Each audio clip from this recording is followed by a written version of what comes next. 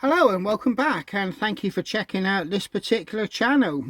I'm down here in the woodshed. I've got a coffee, much needed, and yeah, the weather has closed in. How about that, folks? We've had such a run of hot, dry weather, and you know, now we've had a small taste of a bit of rain. It's like that unwanted guest. You just want them to go.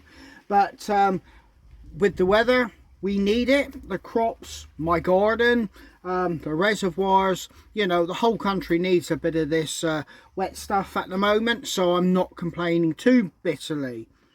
But I do feel the need for a wild camp, and you know, I'm not that predisposed to actually being out in the rain. I've done it for years, as I've mentioned so many times before, but I've just got this urge to get out and get it done. I've got a few things against me. Yet again, it's timings, car sharing, you know, pick up and drop off times, whether I can have, I've got so much to factor in, and that's before I even start thinking about kit and getting into the location.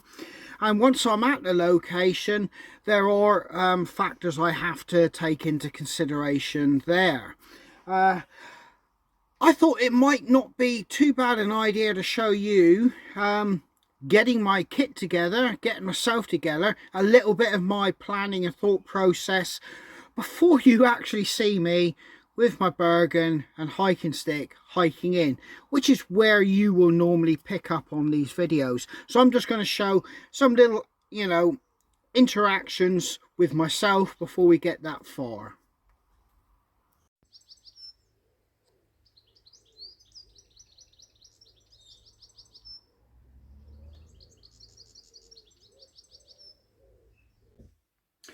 Right then, I'm in the workshop. It doubles as my man cave. My surfboards, push bikes, wild camping stuff is in here, on top of all normal stuff you would find in a shed workshop. And also it doubles as my, hiking stick workshop. You know, it encompasses everything that I'm about really in the outdoors. But having said that, I've had to accumulate a lot of stuff together and start thinking about putting together my kit to go out and do this wild camp. This wild camp requires me to hike in. There's no two ways about it. There are no roads where I could just get out the car, walk a few hundred meters or a quarter of a mile and I'm there. No, I've actually got to hike in from whatever direction I come at where my location is. I'm hiking in. I do know the weather is pretty poor. It's not adverse weather conditions. It's not, you know, severe weather warnings. And, you know, for a reasonably, you know, competent outdoors person, it's not life-threatening. Having said that, every situation can go pear-shaped really quick. So go prepared, and that's what I plan to do. I am taking a new piece of kit with me, and I'm quite interested to test that, particularly for the location I'm at. And I've adapted my usual kit. And on top of that, there's kit I'm not taking with me because it's redundant and I won't need it on this particular wild camp. And on top of that, I am not taking anything related to my hobo stove, which basically is a homemade manufactured twig stove. I am not taking any fire related items like that with me. That is quite simply, even though we've had tons of rain, people would say you are safe, you are safe, you are safe. Firstly, wood is pretty scarce where I'm going to. I know there is a couple large trees in that location, but due to the sensitivity I have with that location, I do not want to touch any of those, trees. There could be bits lying around, but it's in a peat location. The location has a lot of dry grass. Even if the base may be wet due to the rain we've had, the actual taller pieces of grass could still be dry. and I've no intention of putting that area at risk. So I'm taking a gas burner, and it will be, you know, of a real sensitive nature regarding flames. So yeah, the hobo stove is out on this one. I'm not taking or using anything like my old rigger boots or, you know, lightweight kind of trainers. I'm back in my old army boots. I'm going to give these a polish up to help give them a bit of water resistance. So yeah, footwear. You need sensible, serious footwear for where I'm going. It is out in pretty, you know, open ground with granite, moorland, peat, bogs, water. You know, you do need to take a little bit of care and be a bit sensible for the terrain I'm going on, and these will do the job. Dry kit. I will be wearing, you know, a set of kit to allow me to hike in and ventilate and you know, get to the location. I'll also have some warm kit for when I get there. But if it's really inclement weather and I just got myself, you know, totally, you know, soaked through, I will have and I will carry some dry kit. I will take a pair of waterproofs, and on the day I'll decide whether they're going to be heavy grade ones or light grade ones. But I will be taking a bag, yes, double line. This heavy duty bin liner will be going inside my Bergen. You can get Pacific items like dry bags for your Bergen and or you know, rucksack, whatever. However you're carrying stuff in, you can waterproof it in a multiple different ways. Me being on the cheap, I've got real heavy grade rubble bags. These ain't splitting. These will probably outlast your dry bag. But inside that, I do have another bag. Yet again, another heavy grade one. And inside here will be a pair of army combats. Bearing in mind, I'm not specifically going out to run around in army combats, but this is my backup. Should the proverbial, you know, shit hit the fan, I've got some dry clothes put away. I can get under cover and get comfortable. So I'm taking a pair of army combats. I have a lightweight kind of U-back, and it's kind of like you know, heavy grade arms. You've got coverage, and you've got like a light breathable body core coverage, and yeah, it does the job. That will keep you warm with the other warm kit I have. And just the usuals then, a pair of underpants and a breathable t-shirt. I will supplement a nice pair of socks in there just to give me that extra warmth, but that's my, I don't intend to use that, and that's not when I get there I'm going to put it on. That's just if everything goes south. I do have dry kit to put on. I will be taking a map, and I'm actually looking at the area I'm going to be in. I've been there loads of times, and it's an area I'm pretty familiar with, but due to what I will disclose with you in a moment, I'm not sure I want to leave my car in some of the easy parking situations, or whether I get dropped off and picked up. That's all stuff that's still to be figured out. I'm taking a compass. That compass though is US really. It still points to the north even though there's no fluid, and it's in mils. It's an old military style compass. That compass is of no good for any kind of outdoor activity. I'm just taking it because I do know it gives me a rough north, and I know this area.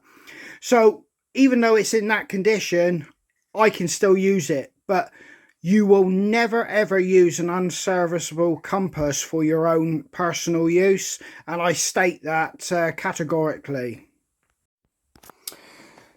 So down here you can see I've got all my mess tins and stuff like that.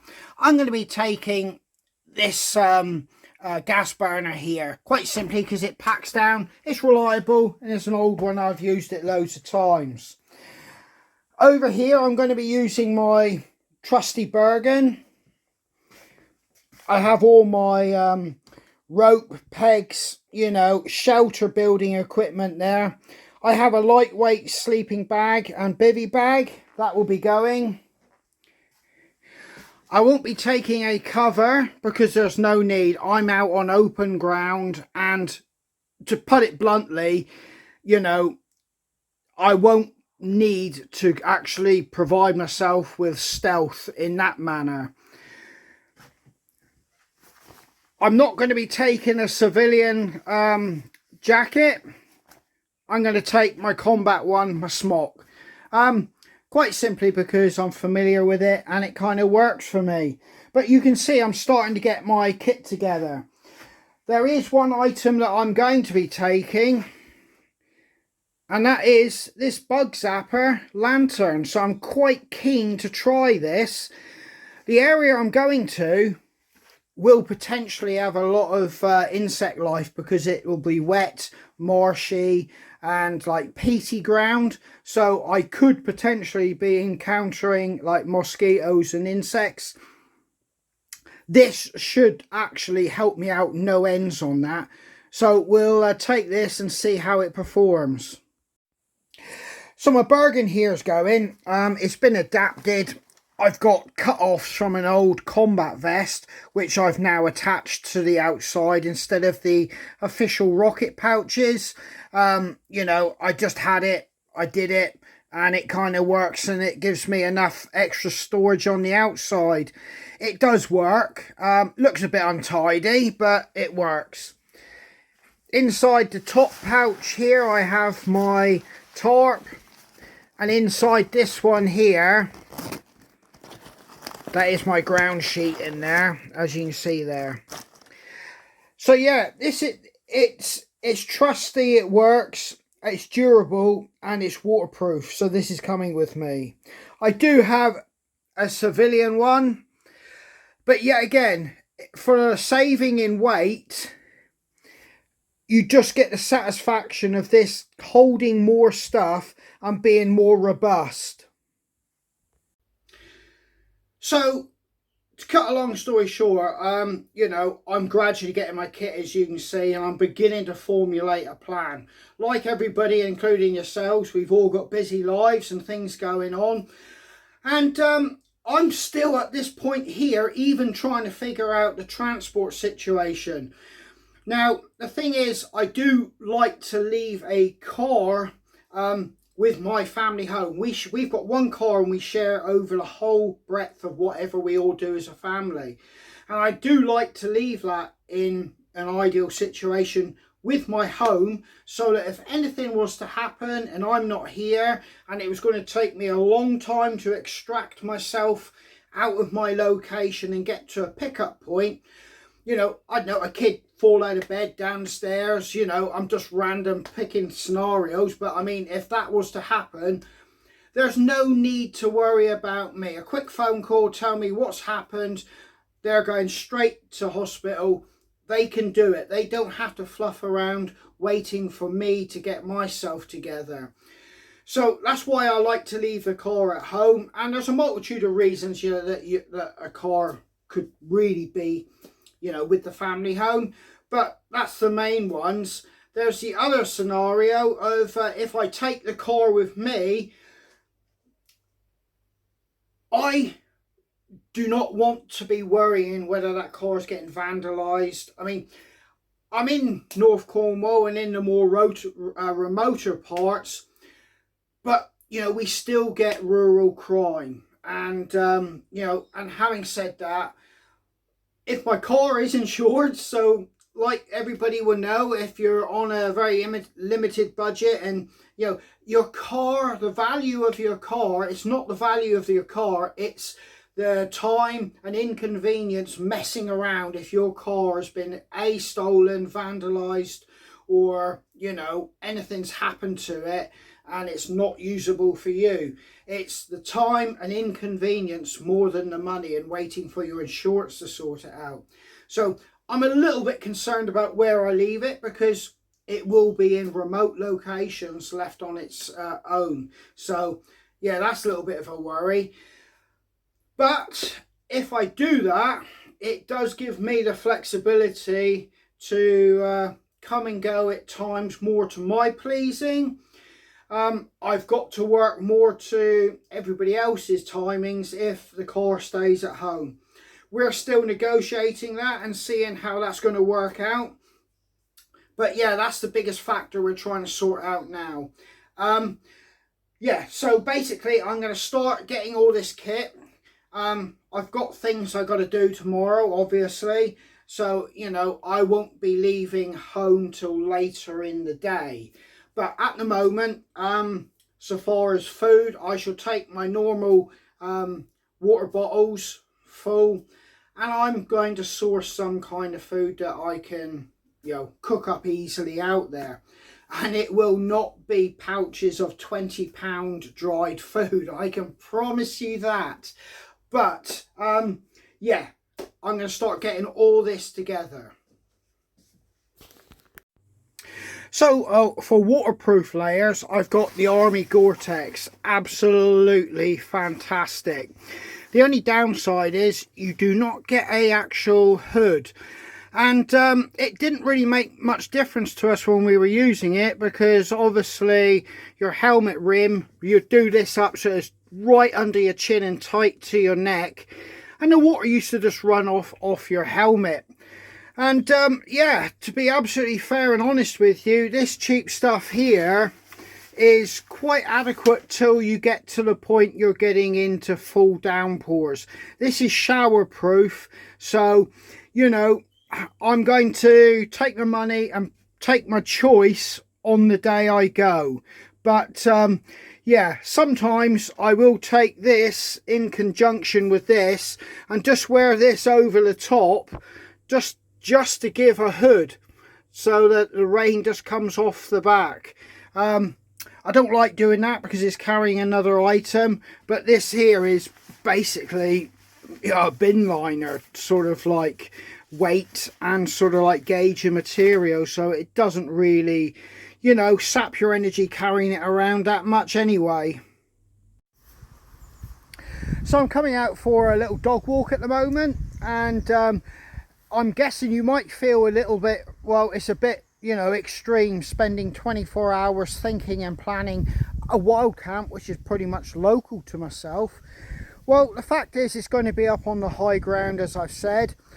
Local weather conditions up there are extremely changeable, and from down here, and even down here, just coming here, there's like squalls coming through with rain, which is like hammering down sideways, and within a moment or two it's gone. So that's how changeable it is. And you know, with weather conditions sweeping in off the Atlantic and then hitting the high ground, you know, it has its own little microclimates and, you know, weather patterns up there all to itself. And it's where a lot of the rivers originate from, but due to the high peak ground. So, you know, a small bit of rain could turn it, you know, almost like a sponge. So, you know, I do have good grounds to be cautious. And that's always something I would say to people.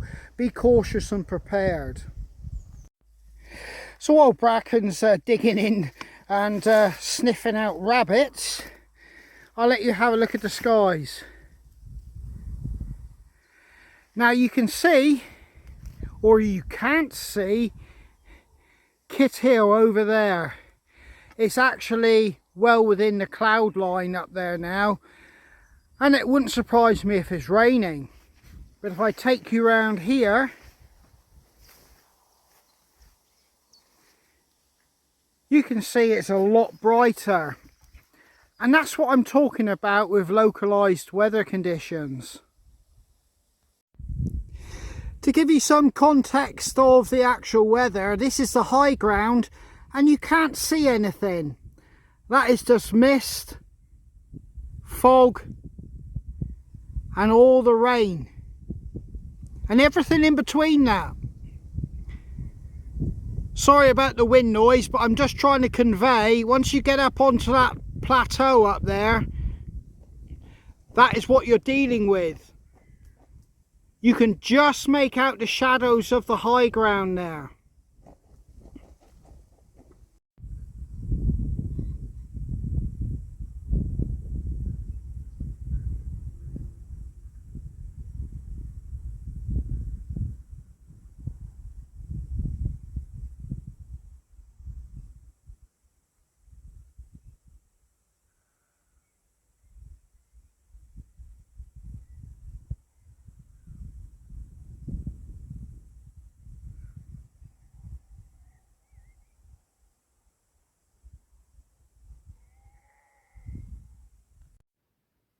So you can see bracken there, you can smell rabbits all over this place. We took shelter behind this actual old barn and it's been here for as long as I can remember. But yeah, I digress. Getting to the point of the wild camping, you know, you do need to know, you know, when to pull the plug. And even though I'm planning on doing this wild camp within the next 24 hours, if weather conditions don't, you know, suit, or I don't feel, you know, confident or ready or wanting to do it in this particular environment and at that time, I'll pull the plug. Don't ever be ashamed to do that. And yeah, up there I do actually have a story where I did actually, crossing that particular plateau, I did actually get caught out. It really came in so fast that you know, within sort of like 15-20 minutes I was surrounded in this thick fog and rain, could not see, and I was trying to get to a particular entry point into a woodland, and from there I could pick tracks up which I were familiar with and make my way out of the wood and back to a good hard standing road. But as you can probably guess, I entered the actual wood a long way off from where I should do. I was disorientated. I couldn't pick up the tracks that I wanted to pick up, and yeah, to cut a long story short, what should have been sort of like, you know, an hour took sort of like 2.5-3 hours, because I was crossing rivers, marshes, bogs, going over barbed wire fences, doubling back on myself, you know, trying to familiarize myself with tracks which didn't seem in my mind to match up to what I was looking at on the map, and it all became a bit of a big mess, shall I say. But you know, in events I did get to grips with it all, and you know, well, here I am. Like I say, you know, it all came together in the end. But the point being, always have some sort of navigation if you're going off and doing this type of wild camping where you're going up onto exposed ground. Now, you know, don't ever use an unserviceable map, compass, and know how to use your electronic devices if you're going up and doing stuff like this. I know you're probably thinking back to my beginning of this video where my compass isn't serviceable. Don't follow my lead. All I'll say is that gives me a rough north, and I shouldn't be using it. And I plan to update it. But yeah, always have serviceable equipment, particularly navigational equipment. So this wild camp, you can see, is quite evidently planned out. I've got the kit I need. I've got backup kit. I've planned my extraction. I've planned pretty much 24 hours before what I need to do as regards to my family, my home life, and how it'll fit into that. I've planned the actual wild camp itself and my extraction, and I'm also prepared to pull the plug if the weather becomes that poor.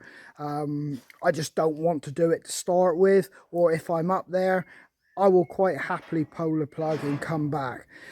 I've explained to you how challenging it can get up there, And I don't want to be found wanting if, you know, the conditions come in really poor and I've made some bad errors in judgment and I've got to try and fix them. But it should be a really, really nice wild camp. But I've planned everything, as you can see, and I've got all my eventualities covered.